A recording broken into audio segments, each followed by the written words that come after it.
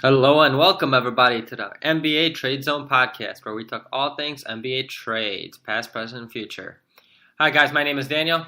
And I am Sebastian, and today we are going to take a look at the Southeast Division. This is going to be a part of our next few podcasts where we look at all 6 divisions in the NBA, and we discuss who we believe is going to win the division, what are going to be the teams over-unders, and who are going to be some breakout players and what to watch for in these divisions. Before we do that, we do have a couple of trades to discuss. One trade to discuss that actually came out yesterday, and we're going to discuss the reports that the Phoenix Suns are trying to trade for a point guard who is also maybe an all-star. Let's begin with the trade that occurred yesterday where the Houston Rockets sent Ryan Anderson and DeAnthony Melton to the Phoenix Suns for point guard Brandon Knight and Marquise Chris. All right, so let's take a quick look at this one financially. I think, Brandon Knight has about $15.5 million over the next 2 years on this contract. Ryan Anderson has about $18.5 million guaranteed for this upcoming season, and had about $20 million guaranteed for that second year, but agreed to only guarantee $15.5 million of that contract, the same amount that Brandon Knight would have had guaranteed on his contract in the second year. And that is pretty important because Phoenix is trying to look for a top-notch free agent next offseason, and that money, saving about $5 million on that guarantee, will allow them to keep that flexibility open. And this is only that 15.5 is the guaranteed portion. Now, if they decide to guarantee his whole contract, it'll be still worth about $21 million, to be exact. I do not understand what the point of this trade is. For the Houston Rockets, I like it. They gave up Ryan Anderson for Brandon Knight. Brandon Knight's coming off an injury, but he did have a couple of good years prior to his injury. Marquise Chris has been a bust so far.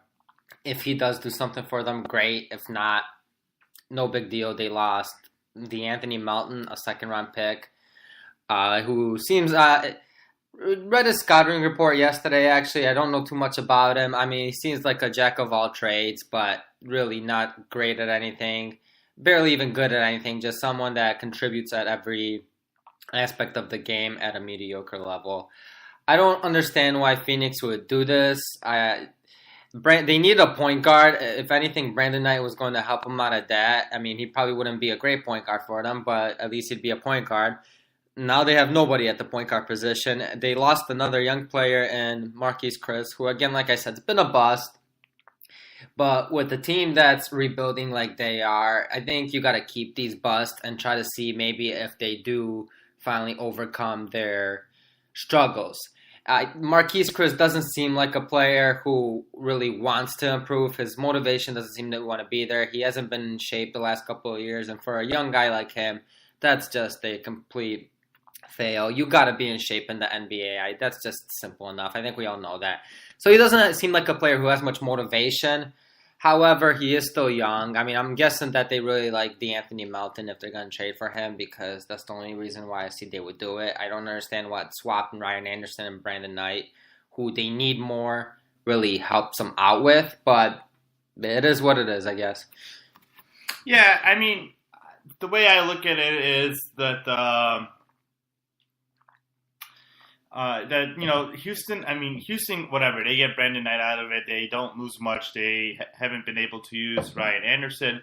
I think Houston is a little bit, kind of wins this trade just because Chris Paul has had a tendency of getting hurt. So he probably is a shoo-in to probably not play in at least 20 games. And the good thing for the Rockets is that they'll have Brandon Knight there in the back. Brandon Knight, I'm not a fan of Brandon Knight. He's mainly just a scorer. But, maybe he can win you at least one playoff game by just coming off the bench and just, surprising you and dropping 20 points. So, I don't see how this trade would hurt the Rockets. The Suns, whatever. I don't think, they honestly, I think, want to use Ryan Anderson in ways, and they feel like he fits their team.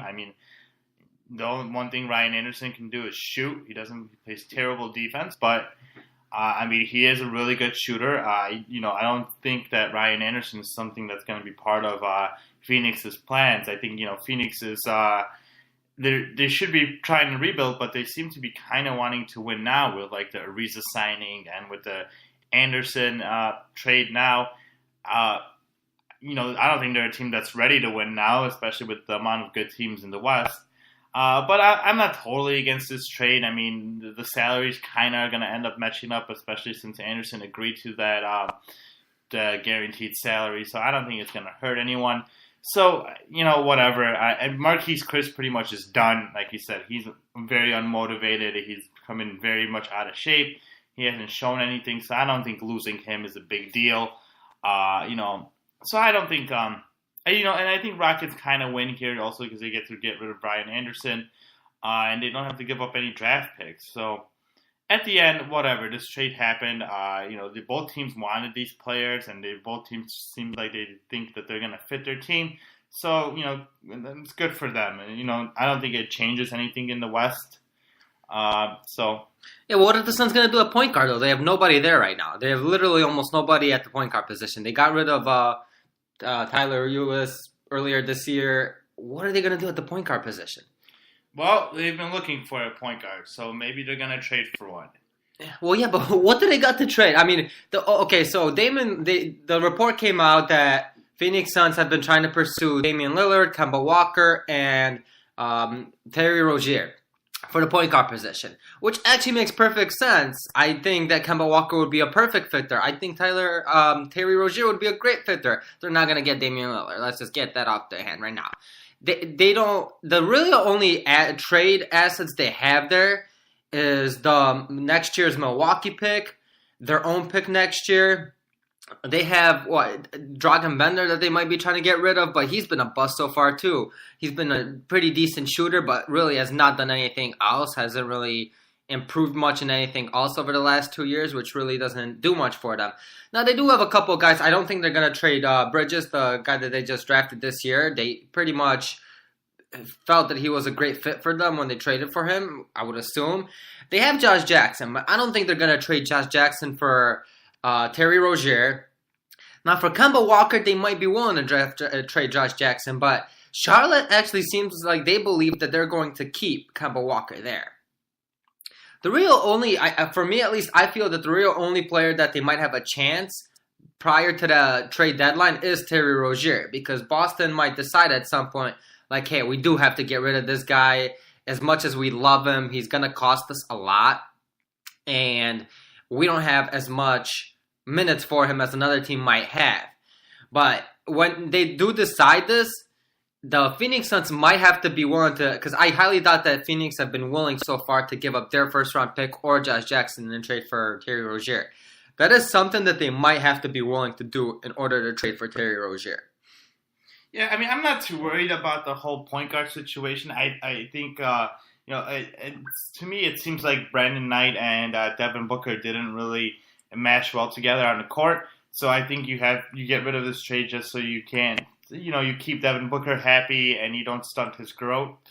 Yes, they are missing a point guard, but again, I think the best thing for the Suns to do now is to, keep losing and, get another draft pick where you can maybe get a point guard in the draft. You can get someone that fits your team. I don't think that the Suns should be playing for the playoffs. There's there's too much talent in the West, and you're still a year or two away from being more than that away.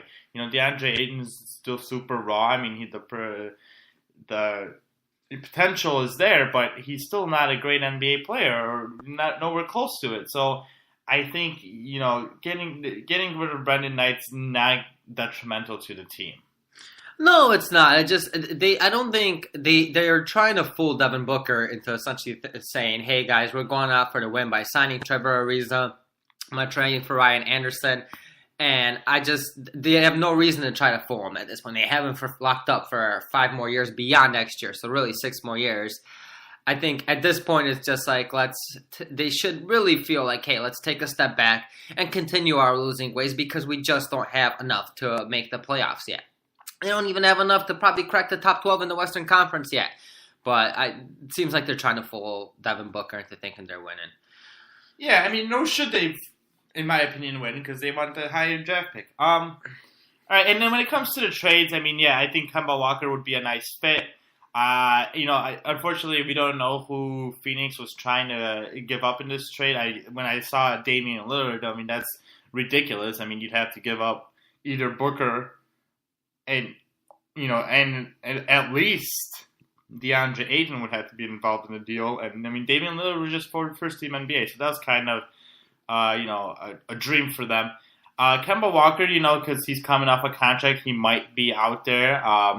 Yeah, I know Charlotte feels like they could re-sign Kemba. Kemba's been saying all the right things, but, I do think it'd be a good time if Kemba, wants to concentrate on improving his career. It'd be a good time for him to leave, get some money somewhere else, New York, that's where he's from, or somewhere else where he can play, on a team that has a little bit more potential. I think Charlotte has pretty much shown that they're a pretty bad team. I love Michael Jordan. He's the greatest player of all time, but as an owner, he hasn't been very good. I know they have new GM, but, I don't think I don't see a lot of potential in Charlotte, at least. Yeah, it doesn't matter. They're stunted with essentially the team itself is just stunted for the next 2 years with the contracts they have, and really for the next 3 years with Batum averaging about $25 million a year for the next 3 years.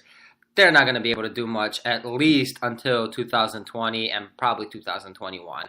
By then, Kemba will be over 30 years old. Yeah, so I think Phoenix should just stay put. They have some young talent, some potential, and eventually, once some of these Western Conference teams get older and not as good, maybe they'll have more potential of winning. Okay, so we're going to move on and we're going to discuss the Southeast Division. What we're going to do here is we're going to look at the record from last year. We'll discuss, I'll discuss who I believe is going to be a breakout player from each team. We looked at Vegas' odds, saw what their over/under is, and then we said, what do I and Danny going to believe if they're going to win more games or lose more games than that? If we're both not gamblers, but if we both were to gamble, how we would gamble this. I'll talk about a breakout player. Danny's also going to propose a trade from each team that would work for that team to get better. Yeah, and this looks to be the worst division in the league, which is why it's the first one we're previewing. There are not many good teams. I mean, obviously, okay, you have the Hawks, Magic, Hornets, Heat, and Wizards. All of them struggled last year. All of them have their struggles right now. We'll see how this division comes out, but not a lot of good teams in this division. So let's hop right into the team that we probably feel is going to be the worst in the division, the Atlanta Hawks. So what is their over/under? So their over/under is 23.5. Last year's record was 24-58. I believe that this team is a little bit overhyped. I know there's some people who think that this team's going to be a little bit good because they feel like they like Trae Young. I'm not a huge Trae Young fan. I mean, I'm not saying that he's not going to become a good player. He may eventually. I think he's rather raw. He's still very small and skinny. He needs to develop a little bit more of an NBA body. He is a great shooter. I'm not denying that. I don't think they're going to be a good team. There's just not a lot of talent here, and the talent that's there is young. So I would actually bet the under on the 23.5. What are your thoughts? Yeah, I'm predicting 22 wins for the Hawks. Like you said, I think Bazemore and Dedmon probably will be gone before the deadline, which really doesn't leave them with a loaded roster. I like Trae Young, actually. I think he'll be a pretty solid player in the NBA, but it's going to take a couple of years before he becomes that solid player. So I think he's really going to be one of the rookies that mainly struggles this year. I think he's going to be the one that has the hardest adjustment to the league. And I think once he does adjust to the league, he'll be a really good player. But it's going to take some time. They have a couple of other young players, but not much else. I mean, getting rid of Schroeder, as much as Schroeder does have his problems, I think he did win them a couple of games last year that they will not have this year. And I think once they do get rid of Bazemore, once they do trade away Dedmon for some assets, I think that's really going to stunt them a little bit more. But who do you have as the breakout player for this division, for this team? Yeah, I chose the breakout player to be last year's rookie for them, John Collins.